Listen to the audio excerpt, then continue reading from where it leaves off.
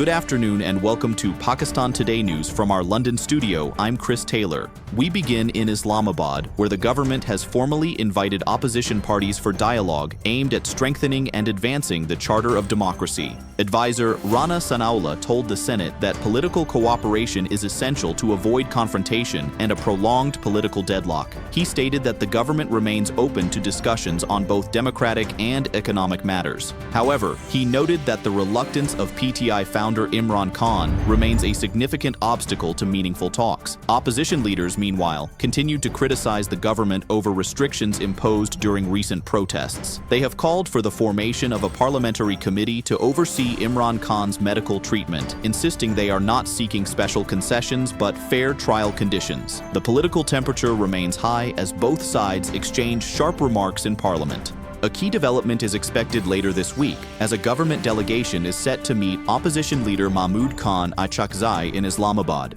The talks will focus on electoral reforms and the possibility of early elections. Achakzai has reportedly informed the PTI leadership of the discussions, although the Pakistan People's Party has not yet been consulted. Sources suggest that Achakzai is likely to press for the release of political prisoners as part of any broader dialogue framework. Amid these political negotiations, legal proceedings continue in Rawalpindi. An anti-terrorism court has issued non-bailable arrest warrants for Alima Khan in connection with the November 26th protest case. The court expressed frustration over her repeated absence from hearings, noting that this marks the 14th time warrants have been issued. Prosecutors argued that her continued absence is delaying the trial. The court has also ordered the arrest of her guarantors for failing to ensure her appearance and has directed authorities to produce her before the next hearing. For more on the evolving political landscape, we turn to our Islamabad correspondent, Sarah William. Sarah, what is the latest from the capital? Thank you, Chris. Political tensions remain palpable here in Islamabad as both the government and opposition weigh their next moves. The expected meeting between the government delegation and Mahmood Khan Achakzai is being seen as a potential breakthrough, particularly on electoral reforms. However, divisions within opposition ranks, especially the absence of formal consultation with the PPP, could complicate matters. Meanwhile, legal pressures surrounding figures linked to PTI continue to shape the broader political narrative. All eyes are now on whether dialogue can translate into tangible consensus in the coming days. Thank you, Sarah, for that update from Islamabad.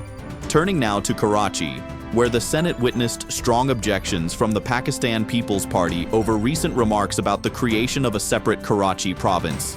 PPP Senator Sherry Rahman described the proposal as unconstitutional and a threat to national unity, calling it a dangerous fantasy.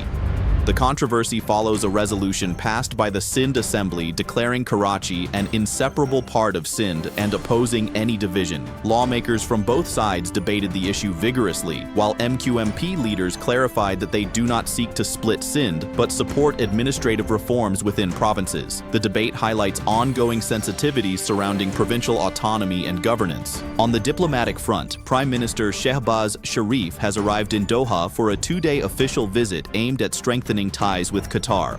During the visit, he is scheduled to meet Emir Sheikh Tamim bin Hamad Al Thani to discuss expanding cooperation in trade, investment, energy, infrastructure, and manpower export. The trip, undertaken at the Emir's invitation, reflects long-standing fraternal relations and seeks to enhance political and economic engagement. The Prime Minister is accompanied by senior ministers, including the Foreign and Information Ministers. Looking ahead, Prime Minister SHEHBAZ Sharif is also set to visit Russia from March 2nd to 5th.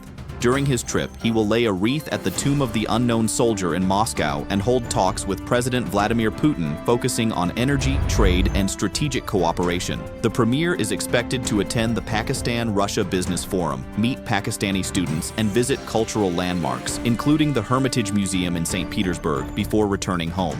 And finally, in cricket, at the ICC Men's T20 World Cup 2026 Super 8s in Mumbai, West Indies delivered a commanding performance against Zimbabwe, securing a 107-run victory. Batting first, the Caribbean side posted a formidable 254 for 6, the second highest total in the tournament's history. Shimron Hetmeyer starred with 85 runs off just 34 balls, while Rovman Powell contributed a brisk 59. Zimbabwe struggled in response and were bowled out for 147 in 17.4 overs. The win significantly strengthens West Indies' position in Group 1 and sends a clear message to other semi-final contenders. That's all for now. You're watching Pakistan Today News. I'm Chris Taylor.